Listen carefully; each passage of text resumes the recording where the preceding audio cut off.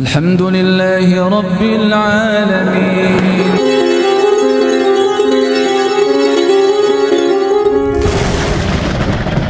Ini kan satu bentuk kreativitas di dalam beribadah yang Rasul tidak ajarkan, dia lakukan karena itu menurut yang bersangkutan tadinya memang baik, tapi kemudian divalidasi memang betul baik oleh Rasulullah, divalidasi oleh Rasulullah, kemudian diamalkan oleh para sahabat, dan sampai hari ini kita mengamalkan itu.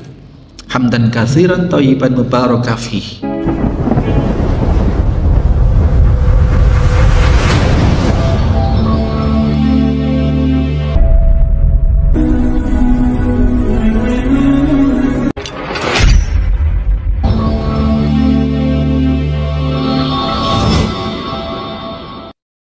Bismillahirrahmanirrahim. Assalamualaikum warahmatullahi wabarakatuh.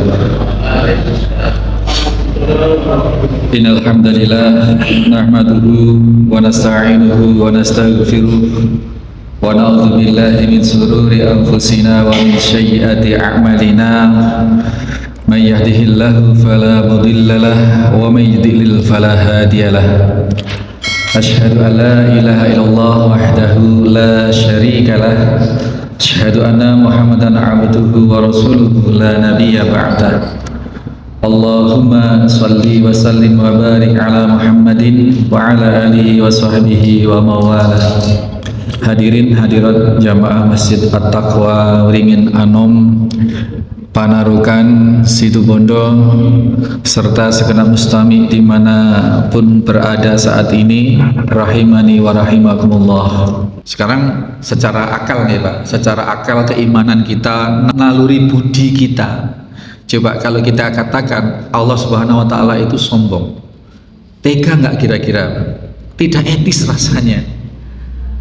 Tapi Allah sendiri yang menyatakan bahwa kesombongan itu adalah pakaian kebesaranku, dan haram bagi siapapun untuk mengambil pakaian kesombonganku. Allah maha sombong gitu. Karena yang menyatakan Allah sendiri, maka iblis tidak berhak untuk sombong, malaikat tidak berhak untuk sombong, Abu Jahal, Abu Lahab tidak berhak untuk sombong, kita semua tidak berhak untuk sombong. Dan kesombongan itulah hal yang paling dibenci oleh Allah Subhanahu wa Ta'ala, karena kesombongan itu hanyalah hak milik Allah Subhanahu wa Ta'ala, pakaiannya Allah.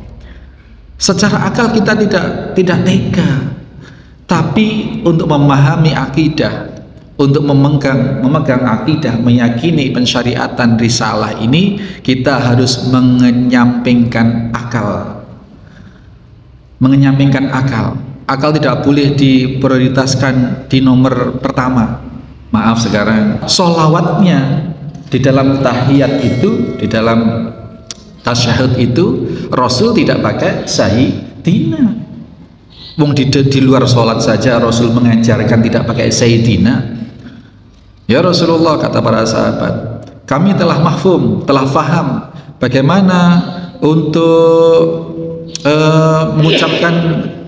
mengucapkan salam kepadamu. Kepada Nabi itu salamnya assalamu alayka. Ya, assalamu alayka gimana itu? Ya Rasulullah, itu kan assalamu alayka. Tetapi ajarkan bagi kami bagaimana cara kami bersolawat atasmu ya Nabiullah. Kemudian diajarkanlah solawat Ibrahimiyah itu. Diajarkan secara langsung, kalimat kata per kata menjadi satu rangkaian kalimat solawat. Sampai sini ya Pak, ini dilarang kita taktil di dalam mendengar atau menerima pensifatan Allah Subhanahu wa Ta'ala yang kebetulan temanya atau judulnya atau namanya sama dengan nama sifat makhluk, tertawa, gembira, tersenyum, ya, membolak-balikkan hati manusia dengan jari-jarinya, menciptakan Adam dengan kedua tangannya, membentangkan tangannya. Ini kita tidak boleh menolak bahwasanya Allah memang memiliki sifat-sifat atau memiliki hal-hal itu semua. Tetapi yang harus kita yakini adalah tangan Allah adalah sesuai dengan ketinggian dan kemuliaan Allah Subhanahu wa Ta'ala. tertawanya Allah adalah sesuai dengan hakikat ketinggian dan kemuliaan Allah Subhanahu wa taala, sama sekali tidak sama dengan tertawanya kita. Gitu. Kita juga dilarang untuk tahrif, itu merubah lafaz. Jangan disebut Allah tertawa. Ya, karena Allah kalau disebut tertawa berarti sama dong. Berarti ente menyamakan dong dengan kita. Sebut saja Allah mungkin ridho, gitu. Merubah-rubah. Tidak boleh, Pak. Kita harus menerima apa adanya yang disampaikan oleh Rasulullah, oleh pensyariatan ini tentang sifat-sifat Allah Subhanahu wa taala. Kemudian juga tidak boleh takyif. Tidak boleh takyif. Maksudnya kita tidak boleh bertanya-tanya. Oh, kalau begitu, kalau Allah bisa tertawa, berarti Allah juga bisa tertawa terbahak-bahak ya. Itu misalkan. Orang biasanya kalau tertawa itu senang. Ada kalanya orang itu sedih. Berarti Allah bisa, apakah Allah juga bisa sedih karena bisa senang? Ini kita dilarang berimprovisasi, Pak, mengenai sifat-sifat Allah itu. Kita hindari pertanyaan-pertanyaan, karena di dalam syariat kita itu ada 3 macam pertanyaan. Ada 2 pertanyaan yang tercela, ada 1 pertanyaan yang ma'ruf. Pertanyaan yang ma'ruf itu pertanyaan dari para sahabat kepada Rasulullah SAW dalam rangka untuk memperoleh ilmu, dan para sahabat dijaga oleh Allah dari pertanyaan-pertanyaan yang tidak ma'ruf. Maka terhadap sifat-sifat Allah seperti ini, ketika Rasul menyampaikan yadhakullahu subhanahu wa ta'ala, Allah tertawa, tidak ada riwayat satupun yang kemudian sahabat, apakah yang paling utama Abu Bakar atau Umar atau Utsman atau Ali, bertanya, ya Rasulullah, apakah tertawanya Allah kelihatan giginya ya Rasul? Enggak seperti itu, enggak nganeh-nganeh, Pak. Para sahabat ini terikat dengan satu pemahaman bahwasanya ketika terdengar sifat Allah disebutkan, dia tidak taktil, dia tidak takyif, ya, dia tidak aneh-aneh. Pertanyaan-pertanyaan sahabat dijaga oleh Allah dalam rangka untuk melengkapi ajaran yang hingga saat ini sampai kepada kita. Kalaupun sahabat bertanya dalam rangka apa? Dalam rangka melengkapi pensyariatan itu kita. Abdullah bin Ummi Maktum, sahabat yang buta, ini juga pernah bertanya, bahkan nawar aturan. Diwajibkan atas kalian apabila suatu saat aku menunjuk wakil menjadi imam sholat, apabila sudah iqamah dikumandangkan, adzan dikumandangkan, iqamah dikumandangkan, aku ingin menunjuk salah satu orang untuk mengimami, mewakili aku jadi, dan aku ingin menyuruh orang-orang untuk mengumpulkan kayu bakar. Aku ingin keliling ke rumah-rumah kaum muslimin yang tidak menghadiri sholat berjamaah, ingin aku membakar rumah-rumah itu. Ini menunjukkan sedemikian wajib, karena sudah ada ancaman, meskipun ini tidak pernah dilakukan oleh Nabi SAW. Suatu perintah apabila disertai dengan ancaman itu jatuh hukum wajib. Maka ini salah satu dalil yang dipakai oleh para ulama yang mewajibkan bahwa hukum sholat berjamaah di masjid, di musola yang dikumandangkan untuk adzan untuk kaum muslimin itu jatuh hukumnya wajib. Ini diantara dalil yang dipakai tanpa udzur syar'i. Nah, kemudian Abdullah bin Ummi Maktum, sahabat yang buta, nawar. Ya Rasulullah, sesungguhnya sebagaimana engkau ketahui aku buta. Apakah boleh aku untuk tidak hadir sholat berjamaah ke masjid? Ya Rasulullah. Baik Abdullah bin Ummi Maktum, engkau diberi keringanan. Boleh Pak, boleh. Di majelis itu semua mempersaksikan boleh. Nah, kemudian ketika majelis itu bubar, Abdullah bin Ummi Maktum keluar, sampai pintu masjid dipanggil lagi, Abdullah, sebentar, tetapi kamu dengar nggak dari rumahmu azan yang di masjid ini? Dari rumahmu dengar nggak? Dengar ya Rasulullah. Kalau begitu kamu harus datang. Jadi pertanyaan yang kemudian dijawab, adegan ini sengaja diskenario oleh Allah dalam rangka apa?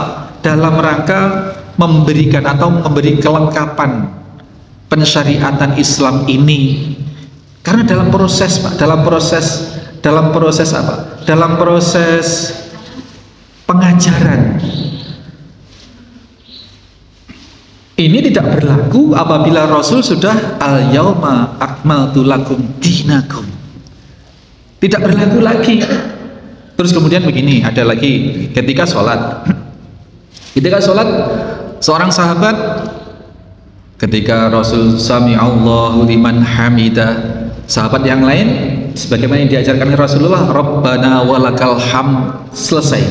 Tapi ada satu sahabat yang meletup hamdan katsiran thayyiban mubarakah fi, keras Pak.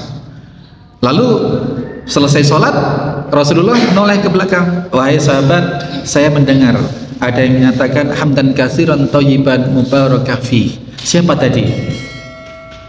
Rasul tidak pernah mengajarkan. Takut Pak, diem Pak, diem sampai 3 kali Rasul siapa tadi? Coba ngaku saja. Takut Pak, karena Rasul tidak mengajarkan.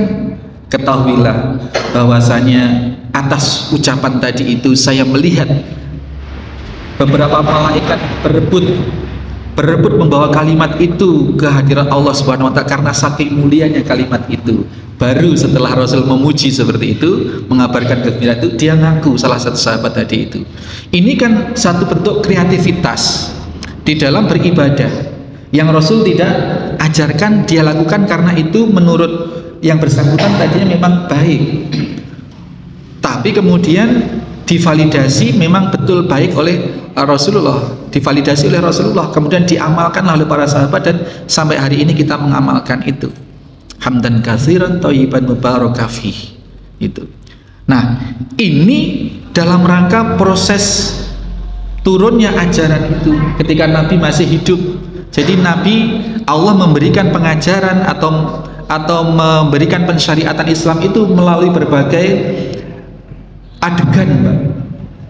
Yang wahyu malaikat Jibril mengajarkan dengan mentalkin apa itu, mengajarkan langsung kepada Nabi ya. Kemudian ada yang dijadikan satu peristiwa, kemudian baru ada ayat yang turun. Kemudian ada satu kejadian seperti tadi itu, kemudian disahkan oleh Nabi SAW sebagai amalan sunnah. Ini tidak berlaku ketika Nabi sudah meninggal. Sekarang 1400 berapa itu? 46 sudah, insya Allah hari ini ya, tanggal 7. Ini 1 Muharram. Ya, sudah sekian ribu tahun. Kemudian kita mau meniru, saya mau membikin satu kalimat, satu amalan yang baik. Karena di zaman Nabi pun ada sahabat yang kreatif. Tidak boleh Pak, tidak boleh. Kita harus pahami bahwa kreativitas atau apapun lah yang terjadi ketika Nabi masih ada itu memang settingan Allah Subhanahu wa taala di dalam rangka melengkapi, di dalam rangka merajut pensyariatan Islam ini secara utuh. Dan utuhnya adalah ketika sudah haji wada itu, Rasul sallallahu alaihi wasallam menyatakan bahwa Allah Subhanahu wa taala menyatakan al-yauma akmaltu lakum dinakum. Hari ini telah aku sempurnakan. Berarti setelah itu, dan ternyata Rasul tidak lama setelah pulang haji wada itu meninggal dunia. Stop Pak. Tidak ada lagi amaliyah ibadah baru. Inilah namanya bid'ah, itu adalah amal ibadah baru selepas Nabi tidak ada. Kalau di Gebiah-Uyah, bid'ah itu kan ada bid'ah hasanah, ada bid'ah syayi'ah atau dolalah gitu. Bid'ah apa tadi? Hasanah itu adalah yang seperti sahabat tadi. Sekarang hujahnya begitu. Tidak diajarkan Nabi tapi itu baik. Tidak bisa. Karena yang saat ada Nabi itu memang Allah men-setting cara Nabi mengajarkan melalui kreativitas sahabat. Itu disetujui oleh Nabi, bahkan diinformasikan itu pahala keutamaannya sangat besar. Sekarang tidak boleh kita Nabi sudah ada dan dinyatakan pensyariatan Islam ini sudah cukup. Itu sudah. Kalau kita mau lakukan semua yang wajib, yang sunnah, tidak akan mampu kita. Yang sahih, yang dalil yang sahih yang kita mau laksanakan. Puasa Senin Kamis, puasa Daud, puasa Ayyamul Bid. Nanti ada puasa 10 Muharram, ada puasa Muharram 9-10 itu. Puasa-puasa ini kalau kita mau lakukan semuanya, bisa kita tidak mampu. Terus jangan kemudian membikin-bikin puasa di hari kelahiran kita, puasa Nepton apa itu. Terus ada lagi puasa ngeblem, puasa pati geni. Sudah, itu bukan dari Islam.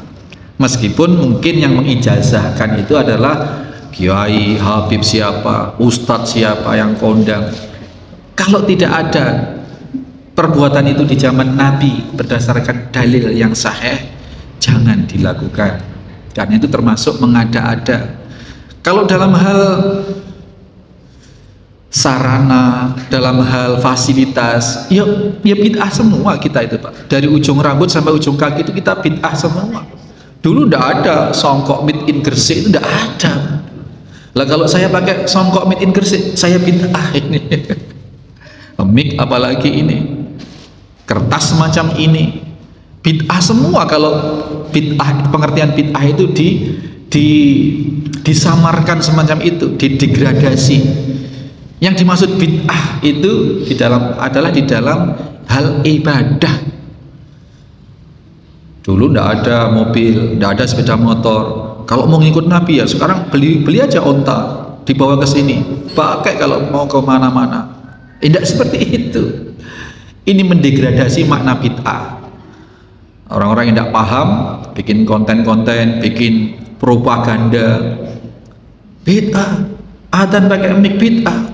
Bid'ah, sedikit-sedikit bid'ah. Nah, ini kan seolah-olah kemudian mendegradasi kita, seolah-olah tidak boleh untuk mengenal bid'ah. Padahal bid'ah yang diterangkan, yang harus kita hindari adalah bid'ah dalam hal ibadah. Bid'ah itu adalah sesuatu yang baru, sesuatu yang baru yang dulunya tidak ada menjadi ada. Bada'a, bid'ah itu. Nah, dalam pengertian bid'ah yang dilarang di sini adalah bid'ah adalah segala bentuk peribadatan, apakah itu zikir, apakah itu sholat, apakah itu puasa, apakah itu bacaan-bacaan di dalam bacaan-bacaan ritual Al-Quran. Baca Al-Quran kemudian ditutup dengan kalimat-kalimat apa yang dalam rangka itu diyakini itu sebagai sesuatu yang baik dan mendatangkan pahala. Ingat, tidak satu perkara pun yang bisa mendatangkan pahala, memasukkan kita, menjadi sebab masukkan kita ke surga dan menghindarkan kita dari neraka kecuali sudah Rasul sampaikan. Maaf Pak, ada sering saya dengar ghairil maghdubi alaihim waladdallin. Amin kan harusnya. Masih ditambahi Pak, Rabbighfirli wali walidayya amin. Seperti itu. Loh, kan baik Ustadz itu mendoakan orang tua. Iya baik.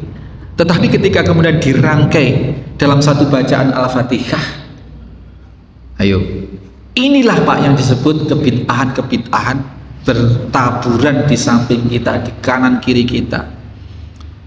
Ya, jadi dalam hal ritual, dalam hal ibadah, kita harus terima paket apa adanya, gali sebanyak-banyaknya. Kita nggak akan mampu untuk menggali semua yang disampaikan oleh Rasulullah dari para ulama yang sahih. Kita nggak akan. Riyadhus Shalihin setebal ini Pak, ini sahih semua. Ini kita nggak akan mampu untuk menelaah semua, memahami semua, apalagi mengamalkan semua. Nggak mampu kita. Nah, kalau kita masih punya energi, timbang dipakai yang aneh-aneh seperti tadi, aneh-aneh ngamalkan puasa ngebleng, amalkan, gali pensyariatan yang sahih itu, amalkan sudah.